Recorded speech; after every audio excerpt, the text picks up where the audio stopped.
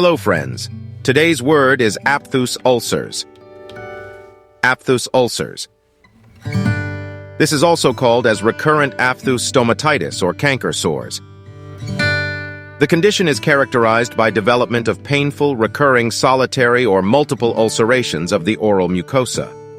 A lot of factors plays role in development of these ulcers, such as bacterial infections, genetic history, immunologic abnormalities, and deficiency of iron, vitamin B12, and folic acid.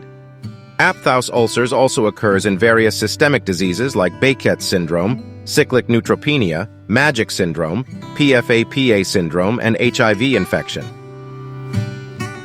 Based upon clinical manifestations, these ulcers are of three types: recurrent aphthous minor, recurrent aphthous major, and recurrent herpetiform ulcerations. Please like, share, and subscribe to the channel. Thanks for watching and keep learning.